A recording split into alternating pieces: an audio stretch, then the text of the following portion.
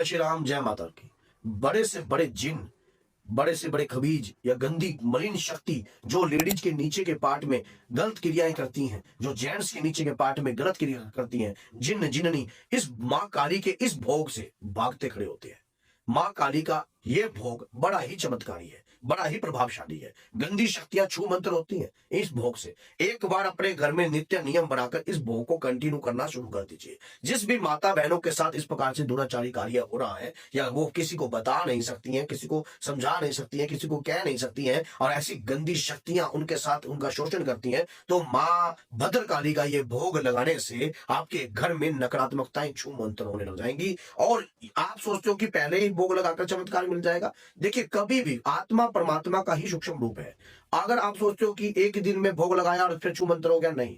किसी भी आत्मा को परमात्मा का रास्ता समझाना पड़ता है, तब उसको जाकर इस बात को समझ में आती है कि वाकई में ये जो भोग लगता है ना, इस भोग से, जब गीता में भगवान श्री कृष्ण ने अर्जुन को उपदेश दिया है कि हे अर्जुन, ना तो आत्मा गलती, ना मलती, ना जलती, ये आत्मा का संहार होता है, और वो प्रभु के इस चरणों का रास्ता दिखाना पड़ता है उन आत्माओं को। तभी तो गुरु पुराण में भी, शास्त्रों में भी बताया है कि ये पाठ, ये विधि, ये क्रिया करने से आत्मा प्रेत योनि से मुक्त हो जाती है। अगर इसी प्रकार से कोई भी आत्मा हो, मरने के बाद क्या जिन्न और क्या कबीज, सब परमात्मा की है। कोई मुसलमानी के तंत्र है, या कोई गंदी आत्मा है, या मलिन आत्मा है तो सब परमात्मा का। अब इन्हें बदलने के लिए रास्ता दिखाना पड़ता है। ये जो भोग का काम है ना, ये उन नकारात्मकताओं को रास्ता दिखाता है। ये भोग उनके दिमाग में शुद्धिकरण लाता है, उनके दिमाग में परिवर्तन लाता है। उनके दिमाग के अंदर जो है, जो गंदी शक्तियां भरी है, दिमाग के ऊपर बैठकर काबू करती है, तो वो आपके शरीर की एक तो शुद्धि करता है। और जो शरीर इस प्रकार के भोग को लेने के बाद शुद्ध महसूस होने लग जाएगा, अपने आप को महसूस करेगा या शुद्ध होगा, तो ऐसे शरीर के अंदर नकारात्मकता वास नहीं करती है। नकारात्मकता वास नहीं करती है। कैसे करना है, किस प्रकार से करना है, कैसे देना है इस भोग को, आज सारी जानकारी आपको इस वीडियो में प्राप्त होगी। वीडियो के एंड तक बने रहना। वीडियो अगर अच्छी लगती है तो लाइक करना, चैनल को सब्सक्राइब करना, 10 लोगों तक जरूर शेयर करना, ताकि जो भक्त इस प्रकार की विपदा से जुड़ रहा है वो ना जुड़ पाए, ये वीडियो उसके सामने पहुंच जाए। करना क्या है, एक काम, आपने 3 पान के पत्ते लेने हैं।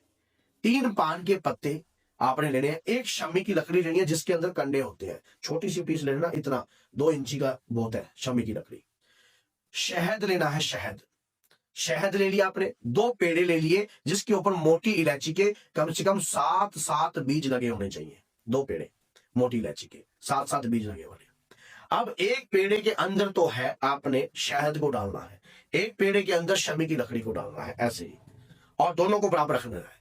5 पतासे रखने हैं, शहद वाले में 3 पतासे, लकड़ी वाले में 2 पतासे। भीमसेन कपूर दोनों जगह रखना है, तो भीमसेन कपूर दोनों जगह रखना है। 5 काली मिर्च लेनी है, 3 उधर 3 उधर, जैसे पतासे लगाए हैं। और उसी प्रकार से एक एक मोटी इलायची, एक इधर एक इधर। ये भोग प्रज्वलित कर दीजिए मां कालका का नाम लेकर। एक ही पान के पत्ते के ऊपर मां भद्रकाली का भोग है। मां भद्रकाली का ध्यान करना है कि हे मातेश्वरी, आपने दुष्ट आत्माओं का संहार किया है, जो दैत्य हैवी हो रहे थे, हर व्यक्ति को परेशान कर रहे थे, तब आप मारने, उनको खत्म, धरती से खत्म करने का जो आपने रूप लिया था वो भद्रकाली रूप था। और जब भगवान शिव पर आपका पैर पड़ा तो आपकी जिभ्या बाहर आ गई, जिससे आप भद्रकाली के रूप में गवाही हो। हे मातेश्वरी, हम आपसे माफी मांगते हैं, हमारे परिवार पर तंत्र मंत्र क्रिया या कुछ भी ऐसा किया हो, इस भोग के चमत्कारी रूप से वो सब खत्म हो सकता है, मेरा ये विश्वास है। हे मां, मुझे शक्ति दीजिए, इस भोग का मैं कार्य कर सकूं। आपने इस प्रकार से भोग लगाया मां का, और मंत्र क्या है, ओम क्लीम कालिकाय नमः। घर में अगर कोई प्रेत रोगी है, या जिसके ऊपर कोई मुसलमानी शक्ति आकर बोलती है, या कोई गंदी खबीज आकर बोलता है, तो वो व्यक्ति जो है उस भोग को ग्रहण करवाओ, उसको ग्रहण करवाओ। धीरे धीरे वो भोग लेगा, वो आकर ये भी बोलेगा, ये मेरा कुछ नहीं बिगाड़ सकती है चीजें, मैं इस शरीर को नहीं छोड़ूंगा, जो कई बार बोलती भी है। तो आपको इससे भयभीत नहीं होना है, उसको अपना काम करने, तो आप अपना कर्म करो, आप अपना कर्म करो, भोग देते रहो। 21 दिन तक लगातार इस भोग को दीजिए, या 7 शनिवार इस भोग को दीजिए। आप जिस भी तरह से ये भोग उसे प्रतिदिन दोगे, तीसरा या चौथा या 5वें में उसको आराम आने लग जाएगा अपने आप। जो चीज शरीर पर आकर बोल रही है उसे इग्नोर करो उसे। लेकिन भोग लेने वाले की एक शर्त है, उसे शांत मन से भोग लेना पड़ता है। जल्दबाजी नहीं करनी होती है, सूंघना पड़ता है, जो भोग है उसे ग्रहण करना पड़ेगा। जो भी मलिन तत्व आपके शरीर में है या जो कुपित वायु किसी भी विभिन्न अंग से, मुख द्वार से आपके शरीर में प्रवेश कर गई है, जब ये भोग आपके शरीर में जाएगा तो शरीर के हर अंग को शुद्ध करेगा। अब कई माताओं बहनों के साथ ऐसा भी हो सकता है, जैसे आप भोग लेते हो तो आपको बुखार हो सकता है, तो आपको भयभीत नहीं होना है, भयभीत नहीं होना है। बुखार नेगेटिव एनर्जी जो है उसको होता है, आपको नहीं होता है। कईयों का सिर भारी हो सकता है, तब भी आपको भयभीत नहीं होना है। ये थोड़ी देर तक ही होगा जो होगा, हाँ ये थोड़ी देर तक, तब भी अगर हो तो एक भोग दोबारा फिर ले लो ऐसा।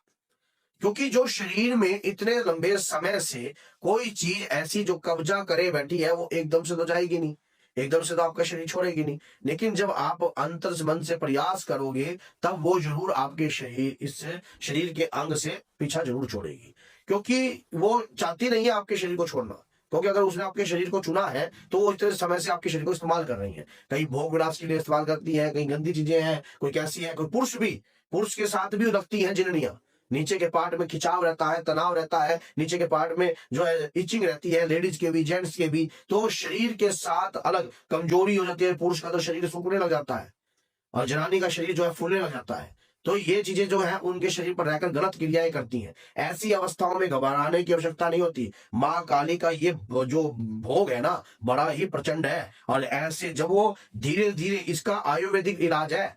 एकदम से आप सोचते हो कि किसी आत्मा को एकदम से हटाया जाता है, नहीं नहीं नहीं नहीं, ये भोग लेने से उस आत्मा की शुद्धि होने लग जाएगी। अब उसे परमात्मा का मार्ग दिखने लग जाएगा उसकी क्योंकि वो भी पीड़ा में ही होती है आत्मा।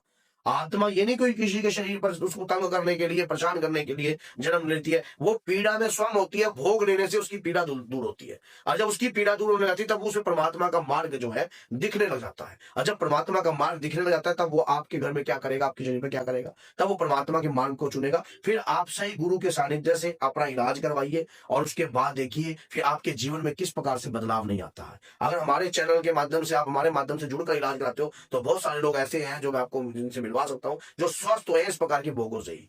आपने मेहंदीपुर बालाजी में भी मेरी वीडियो देखी होगी। हम भोग देते हैं स्व मंत्रों की शुद्धि से, आत्मा मंत्रों की शुद्धि से ही जो है पवित्र होती है, और इस प्रकार के भोग जो है नियम के अनुसार दी जाए तो और भी ज्यादा पवित्र होती है। तो अगर वीडियो अच्छी लगे तो लाइक करना, चैनल को सब्सक्राइब करना, और अगर आपको हमारे से जुड़ना है तो चैनल पर नंबर दिया गया है, व्हाट्सअप कीजिए, व्हाट्सअप पर मैसेज लिखिए, एक बार सीन नहीं होता दोबारा फिर कीजिए। तो और उसके दौरान आपको आज नहीं तो कल माँ का ध्यान कर आप मैसेज कीजिए, आप जरूर हमारे से संपर्क कर पाओ। तो बोलिए जय सीता राम, जय माता दी।